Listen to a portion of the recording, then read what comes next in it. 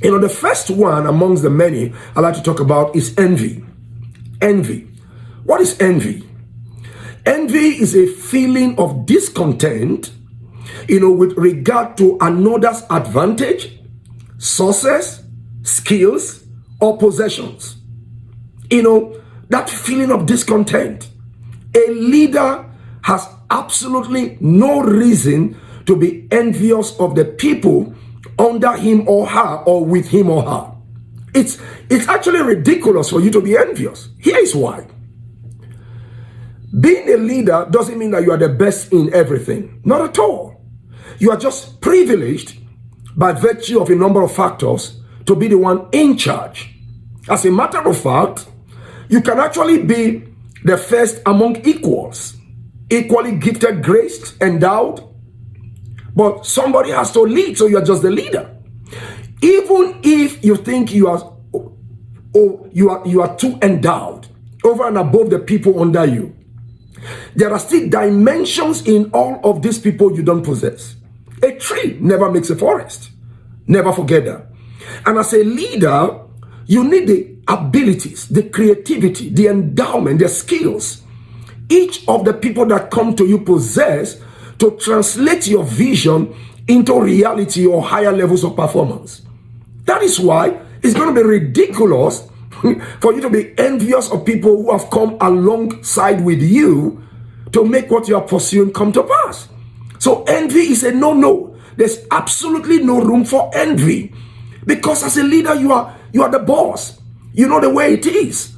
At the end of the day, when people are going to look at the success of your organization, to a large extent, they are going to look to you, while you as a smart leader, will deflect praise to your people. That's why John Maxwell says that everything rises and falls on leadership. So it's important for you to understand that there is no room for envy. Let me read two scriptures for you. In the book of Acts chapter 7 and verse number 9, the Bible talks about how the patriarchs, moved with envy, sold Joseph into Egypt. Ridiculous. Here was a Joseph who was determined, who was gifted, who was destined to be their savior, to be their helper, to be their benevolent support base. And they sold him out. That's the irony of a leader being envious, because you end up literally stopping yourself. You end up diminishing yourself. No. If you struggle with envy, you've got to find a way to deal with it, because it's just going to keep reducing you until you become a chaff. It become, not important anymore to the people that you lead. In the book of Proverbs chapter 14 verse 30, Solomon the wise man explains why envy is dangerous. He says, envy is the rottenness of the bones. The rottenness of the bones.